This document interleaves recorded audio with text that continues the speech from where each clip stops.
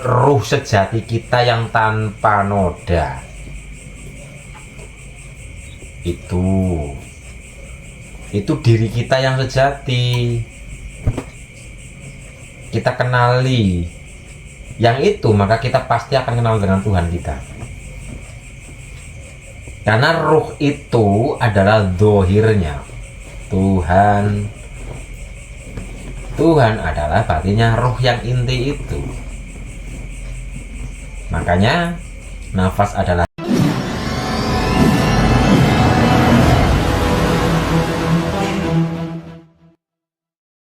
ceritanya itu kan Mas, siap antara mimpi dan tidak lah gitu. Mimpi saya itu mati gitu Mas. Saya mati, saya melihat saya dikubur, tapi di dalam kuburan itu melihat dua orang yang sama. Satu berbentuk putih, satu hitam, tapi sama. Cuma yang putih ini bilang, yang di tanah ini bilang kayak gini Mas. Jangan tinggalkan aku, katanya yang di dalam tanah. Aku mau ikut, katanya kayak gitu. Gimana aku mau ngajakmu, sementara aja kok kada mengenalku, katanya kayak gitu. Padahal aku selalu setiap hari bersamamu, kata si yang putih ini Mas. Setiap hari aku bersamamu, tidak pernah bohong samamu, tidak paling dekat denganmu, tapi tidak pernah kau perhatikan sehari-harimu, katanya Mas kemarin. Yang si putih ini bilang sama yang hitam. Jadi siap itu kan Mas, yang padahal aku selalu dekat samamu, tidak pernah bohong, katanya gitu. Siang malam aku berjaga samamu, tapi tidak pernah kau sadarin, kata si putih itu Mas.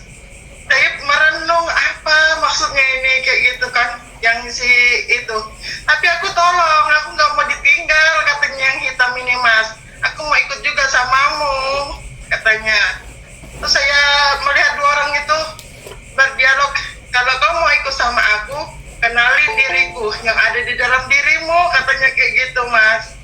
Kenali aku ada di dalam dirimu, yang tak pernah bohong, yang ada selalu bersamamu, katanya kayak gitu, paling dekat samamu, katanya kayak gitu Mas. terus itu siap itu kan, jadi saya merenung, yang tak pernah bohong, yang selalu tidur pun kita tetap, dia selalu ada ya. Saya sadarnya di situ, ambil kesimpulannya itu dari nafas. Sadar nafas itu bahwasanya dia itu tidak pernah meninggalkan kita biarpun kita tidur. Dia selalu ada, maksudnya gitu luas, susah menjelaskannya saya ini. Terus itu ya tidak pernah bohong juga ya, nafas ini kalau kesimpulan saya Mas, yang ada di nafas ini. Terus di dalamnya nafas ada lagi katanya, kayak misalnya siap nafas, ada lagi di dalam nafas itu kayak Roka atau Muhammad kayak gitu, harus dikenalkan di situ Mas. Orang itu yang si putih itu bilang, kau harus kenalkan di situ kalau mau ikut aku, katanya kayak gitu Mas. Saya langsung bangun terkejut, panas dingin sampai demam.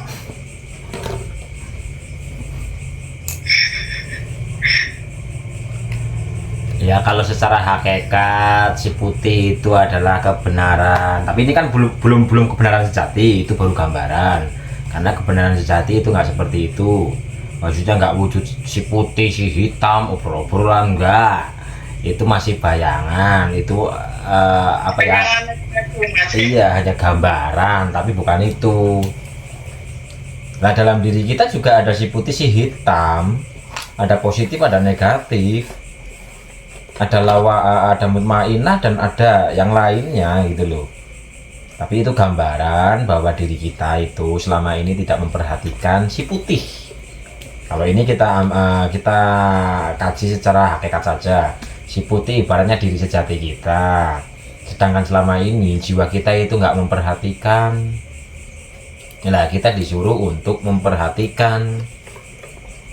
Makanya kita harus mengenal diri kita agar kita kembali kepada asal usul diri. Perhatikan. Nah, kalau menurut ibu itu si putih adalah nafas, ya perhatikan nafasnya. Karena di dalam nafas ada apa itu tadi? ada sesuatu lah. Ada Ruh Muhammad kalau saya bilang Mas Is. Nah iya, yang dimaksud ruh Muhammad itu adalah ruh yang inti, yang terpuji. Jadi ruh inti ruci, ruh kang suci gitu loh. Jadi ruh sejati kita yang tanpa noda. Itu diri kita yang sejati. Kita kenali yang itu, maka kita pasti akan kenal dengan Tuhan kita. Karena ruh itu adalah dohirnya Tuhan. Tuhan adalah batinnya ruh yang inti itu. Makanya nafas adalah jalan kebenaran dan hidup. Nafas adalah jalan untuk menuju qalbu mukmin baitullah. Kebenaran adalah apa yang kita sadari, apa yang kita alami, apa yang kita rasakan. Itu kebenaran. Kalau tidak mengalami, tidak menyadari dan sebagainya, itu belum kebenaran. Itu konon katanya. Tapi di saat kita mau lewat jalan nafas ini, otomatis kan ada rasanya. Rasa itu ya kebenaran.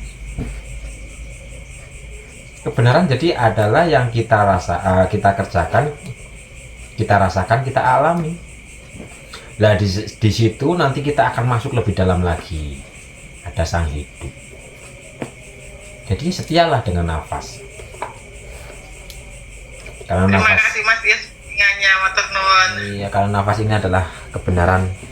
Nafas adalah jalan kebenaran dan hidup. Hakikatnya nafas adalah Isa yang tidak pernah mati. Selama kita masih bernafas, maka selama itu hidup. Isa diangkat ke langit adalah di saat kita menarik nafas. Menarik nafas dan Isa akan membunuh Dajjal, sifat angkara murka, ego nafsu dalam diri kita.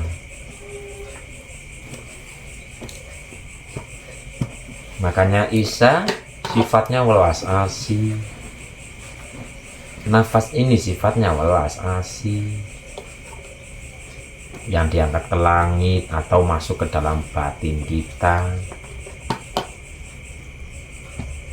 Ikuti terus nafas kita, sadari dan hayati nafas ini, maka di dalam nafas ada hidup.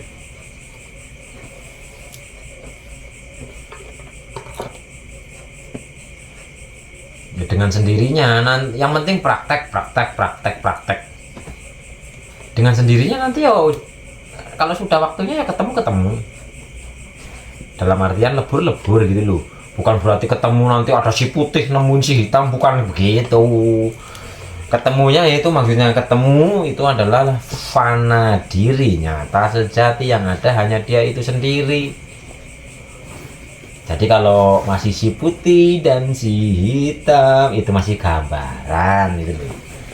Kalau nanti soalnya gini loh, kalau nggak dijelasin dikiranya pertemuannya itu adalah kita duduk di sini, di depan ada kita lagi ngobrol. Kamu dari mana? Saya dari sini. Nama kamu siapa? Nama saya gini. Umurmu berapa? Umurmu segini. Kamu bukan. Jadi pertemuan dengan Tuhannya adalah di saat kita lebur, di saat kita fana, maka dia itu sendiri yang ada. Biarpun nanti kita ke alam dunia lagi, maksudnya kepada kesadaran kita sebagai manusia, tapi kesadaran kita sebagai manusia, kalau makrifat yang lurus, itu kita benar-benar menjadi hamba. Bukan malah seolah-olah merasa menjadi Tuhan, bukan seperti itu. Kita tetap hamba, karena hidup ini adalah permainan dari sendaguro. Karena tidak sedikit yang masih dalam makrifat nar, seolah-olah berjumpa dengan Tuhannya, di saat dalam kehidupan nyata malah jadi merasa paling benar sendiri, jadi merasa ini, merasa itu dan sebagainya. Padahal di saat kita mengenal jati diri kita, ujung-ujungnya kita akan kembali kepada syariatullah.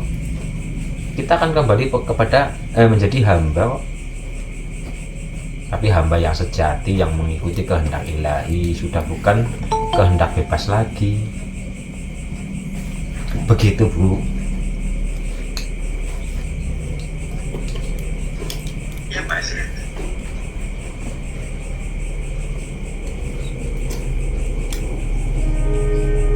Tapi dari itu Mas, kayak praktek-praktek kalau misalnya lagi apa, Assalamualaikum warahmatullahi wabarakatuh. Mas, izin ikut gabung Mas. Waalaikumsalam warahmatullahi wabarakatuh.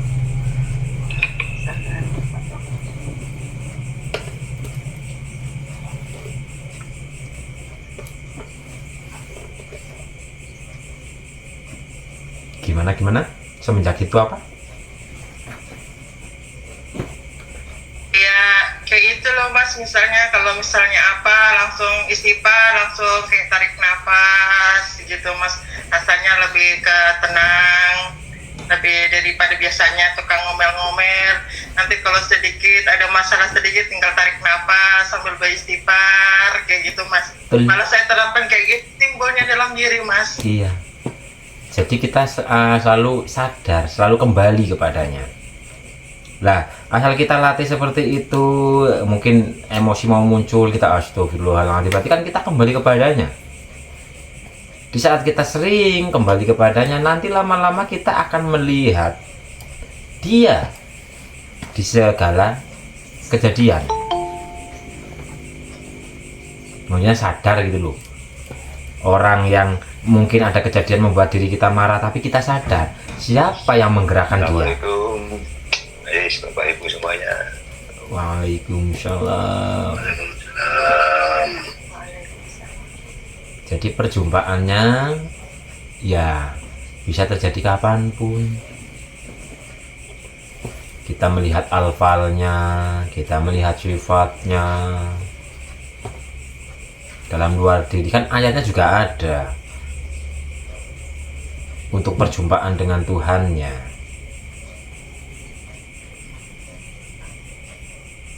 Seperti contoh, aku bersama orang-orang yang kelaparan, aku bersama orang-orang yang kedinginan, aku bersama orang yang sabar, yang sakit dan sebagainya. Jadi kita akan menyaksikan dia dalam segala hal, kemanapun kita menghadap, di situ wajahnya, makanya kita kenal.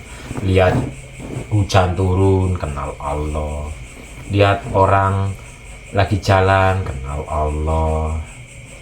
Karena orang berjalan itu pun mendapatkan pertolongan darinya, sifat penolongnya. Jadi yang kita pandang semua adalah dia.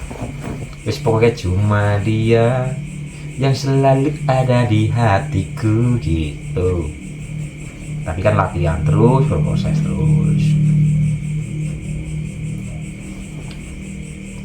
Ya Mas, mempraktik hari-hari. Iya, terus makanya suratnya apa? Hanya dengan sadar Allah hati menjadi tenang. Kita melihat apapun, yang kita lihat kan adalah zatnya, Allahnya. Oh ya Allah yang menggerakkan, oh ya Allah yang menghendaki, oh ya Allah yang ini, yang itu dan sebagainya. Itu yang dimaksud timur dan barat kepunyaan Allah. Kemanapun kita menghadap, di situ wajahnya. Positif maupun negatif yang kita pandang, di dalamnya pasti ada dia. Wong tangan bergerak gini aja, utik-utik aja mendapat pertolongan. La haula wala quwata illa billah. Kita berkedip, darah mengalir dan sebagainya, kan semua ya dia. Mana kita? Kita bisa apa? Kan nggak bisa apa-apa. Jadi kesadaran kita nanti utuh. Oh ya, semua yang bisa hanya dia, bukan kita. Bukan saya tapi dia gitu loh. Bukan saya yang bisa tapi dia yang membisarkan. Bukan kita yang ini yang itu tapi dia. Makanya kembalinya kan ke dia. Di saat kita selalu mengembalikan seperti itu, tenang hati kita. Tapi kalau kita terhijab, kita melihat makhluknya, emosi kita, mencak-mencak kita, malah merusak diri sendiri, jadi penyakit dan sebagainya.